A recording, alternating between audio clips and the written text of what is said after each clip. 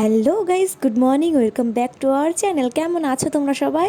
আশা করছি সবাই খুব ভালো আছো। তো অনেক দিন বাদে চলে এসেছি একটা ভ্লগ ভিডিও নিয়ে। তার কারণ আজকে আমার বাড়িতে একটা অনুষ্ঠান আছে। কী অনুষ্ঠান, কিসের অনুষ্ঠান, সবটাই পুরো ভিডিওতে জানতে পারবে পুরো ভিডিওটা দেখলে। এখন প্রায় 11টা বাজে, রান্না স্টার্ট হয়ে গেছে আর ওইখানেই আমি একটু পুজো দিতে এসেছিলাম। তো আজকে আমার ঘুম ভেঙেছে সকাল 5টায়, ভোর 5টার দিকে। সারাদিন কিচ্ছু খাইনি। এখন প্রায় 12টা বাজে।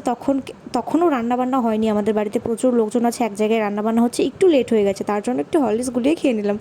আর এই যে জিজু আর দিদি, এই পাঞ্জাবিটা না জিজু আজকে রাতে পরবে। দিদিরও সেম এই কালারেরই শাড়ি, দুটো ম্যাচ করেই নেওয়া হয়েছে। আমার শাড়িটাও না এই কালারেরই। আগের দিন শপিং করতে গেছিলাম, এই সমস্ত কিছুরই শপিং করেছিলাম আমরা। আর সকালকার খাওয়া দাওয়া হলো কোনো রকমে। আর আজকের অনুষ্ঠানটা কিসের সেটা বলে রাখি। এই যে ফ্রিজে কেক দেখতে পাচ্ছ, কেকটা আমি নিজেও সবে দেখলাম ফ্রিজে জল রাখতে গিয়ে, কারণ আজকে প্রচণ্ড গরম পড়েছে।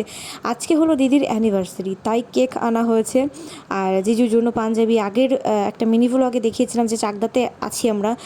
তো শপিং কি করছিলাম সেটা তো শ্যুট নেওয়ার কথা মনে ছিল না, আগের ভিডিওতে বলেছিলাম যে তাহলে একবারে অ্যানিভার্সারির দিন দেখাবো।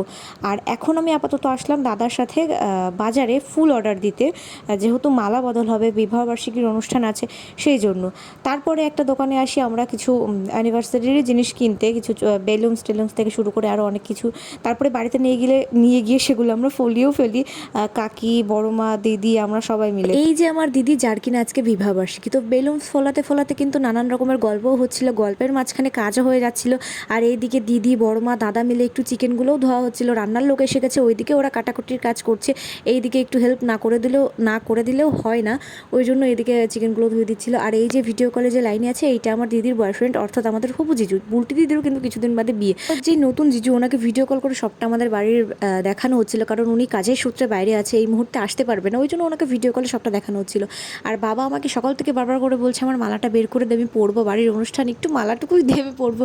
তো বাবা অনেকবার বলার পরে আমি বের করে দিয়েছি, কারণ কাজে বাজের চাপে আমার মনেই ছিল না। আর এরই মাঝখানে আমার শাড়িটা একটু দেখিয়ে রাখি। এই যে ব্লাউজ আর এই যে শাড়ি, এইটা আমিও রাত্রে পরবো, আর এই পাঞ্জাবিটা বাবা পরবে। এরই মাঝে কিন্তু অনেকটা সময় পেরিয়ে গেছে দিনের, এখন প্রায় বিকাল হয়ে গেছে। আর বিকালবেলা দাদা মালাটা এনে দিয়েছে, ফুলের মালাটা। সকালবেলা যেই মালাটা অর্ডার দিয়ে আসলাম মালা বদলের জন্য, সেইটা দাদা এনে আমাকে দিল, বললো এইটা এক জায়গায় ঝুলিয়ে রাখতে। আর বাইরে প্যান্ডেলে কার্পেট পেতে দেওয়া হচ্ছে, কারণ ধুলোবালির একটা ব্যাপার থাকে, ওইখানটায় সাজাবে যেখানে সিংহাসন বসাবে। আর এদিকে রান্নার এদিকে এসছি, দেখি যে ডাল রান্না হচ্ছিল, আরও কী কী হয়েছে, কী কী হবে এখনও।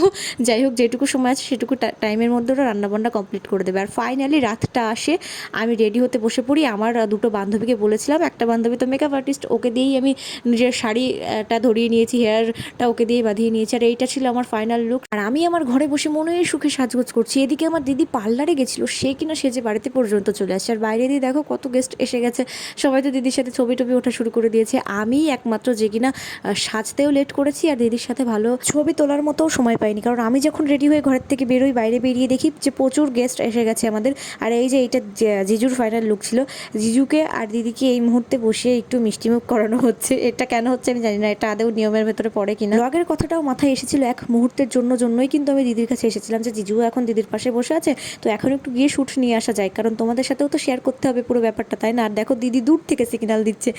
তো যাই হোক, তারপরে সেই সময়টা আসে যখন মালা বদল হয়, তারপরে সিঁদুরদান, দেন কেক কাটা, অনুষ্ঠান শেষ। আর খাওয়া দাওয়ার দিকে আসি আমরা। এখন বৈঠক চলছে একটা, যেটার খাওয়া দাওয়া হচ্ছে। তো তারপরেই আমরা বসে পড়ি। আমার দুটো বান্ধবীর সাথে বসি, ওরা আমাকে ছাড়া খাবে না, তো সেজন্য সবাই মিলে আমরা বসে পড়ি। কাটিংয়ের ওইখানকার শ্যুটটা না আমি মিনি ভ্লগে নিয়েছিলাম, হয়তো বড় ভ্লগের জন্য আমি ওইটা পাইনি, তো সেটা একটু ম্যানেজ করে নিও। আর খাওয়া দাওয়া করার পর সবাই মিলে একটু গল্প টল্প করছিলাম, তারপরে চেঞ্জ করে নিয়ে গুড নাইট। এতে প্রচুর রিলেটিভরা ছিল আমাদের, ওই জন্য ওপর নিচ করে ব্যাপারটা আমাদের ম্যানেজ করে নিতে হয়েছিল। আর রাত আমরা যখন ঘুমাই তখন 2-3টে বাজে, আর একটু সময়েরই ব্যাপার, ওই জন্য ম্যানেজ করে আমরা ঘুমিয়েছিলাম। আর এই দেখো আমার ঘরের খাটের নিচের এই অবস্থা, গিফটে ভর্তি। তো এই সমস্ত আমি আমার ভিডিওতে দেখাবো না। তো দেখা হচ্ছে পরের ভিডিওতে। ভিডিওটা কেমন লাগলো অবশ্যই কমেন্টে জানাবে। টাটা।